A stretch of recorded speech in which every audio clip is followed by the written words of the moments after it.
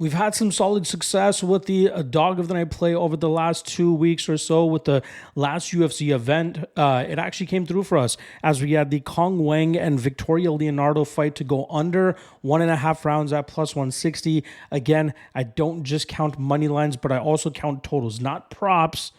Totals and money lines for my dog of the night and lock of the night plays. So in this case, I didn't really like any dogs outright. If you guys watched the breakdown for that last card.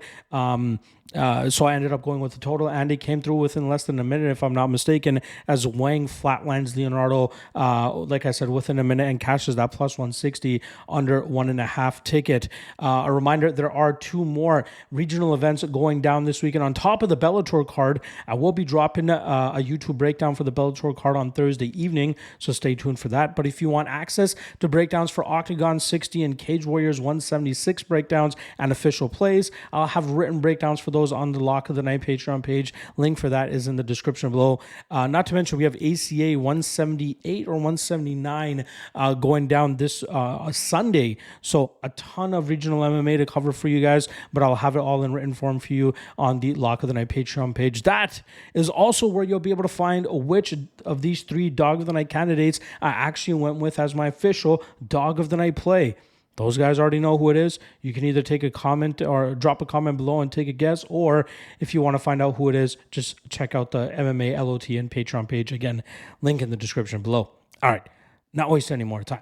First, quickly, the record check here. I already told you guys that we cashed on the last Dog of the Night play for the UFC, but I think we went 3-3 over the last 2 weeks on Dog of the Night plays. That now brings our yearly record to 31-64 for a minus 18.85 unit deficit and a minus 20% ROI, about 2 or 3 units better than we had the last time around. So again, moving in the right direction. Let's keep the momentum going that way.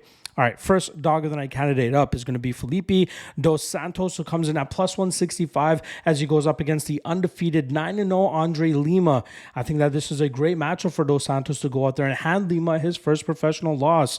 I think Dos Santos can do a good enough job in terms of staying competitive in the striking realm, not allow Lima to chew away at his lead leg as Raposo allowed Lima to do, but also I think Dos Santos can be competitive enough in the striking, but ultimately get his best work done when he can get some grappling going. I think we'll see him really look to push Lima to the limits, staying aggressive, staying on the gas, and pushing the pressure. And we've seen Lima allow guys to control the cage and dictate the pace. And I think Dos Santos is going to take full advantage of that. Again, striking with him, going strike for strike, but also looking for takedowns or at least looking for opportunities to hop on the back and get some submission opportunities. And I think he'll be able to come out with one of those probably in the second or third round. At plus 165, I think this is more than worthy of a Dog of the Night spot. The second Dog of the Night candidate is going to be Ovince St. Preux at plus 260. Now, this is a clusterfuck of a matchup to begin with Ryan Spann coming in as a minus 310 favorite. No way should you be trusting a guy like that on a 3-fight losing streak as such a big favorite. I get it. OSP's durability and chin has been suspect over the last several years, but there have been fights where it's held up. Namely the Alonzo Menafield fight and Kennedy Nzechukwu, who he defeated last time around. And that was both of those matchups were ones where we were able to showcase where his striking is at, even at 40 years old and 41. He utilizes good teeps, good kicks from range, good straight shots down the pipe, changing angles, pot shotting his opponents, and utilizing a lot of movement.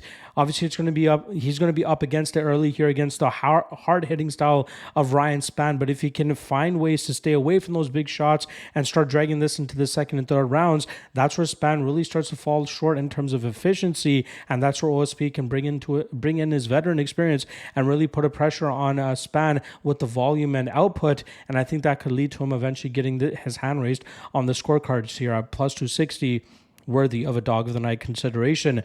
The third and final Dog of the Night play, I've actually picked against him on the breakdown video here, but he is more than worthy of a shot considering how chaotic this matchup could be. And I'm talking about Kyle Nelson as he goes up against Steve Garcia. Garcia is a guy that usually is able to snatch victory from the jaws of defeat. This guy is able to do a lot of good work with the big power that he brings to the table. He tries to mix the martial arts a little bit, but at the end of the day, it comes down to him swinging in the pocket and looking for a big shot to put his opponents away.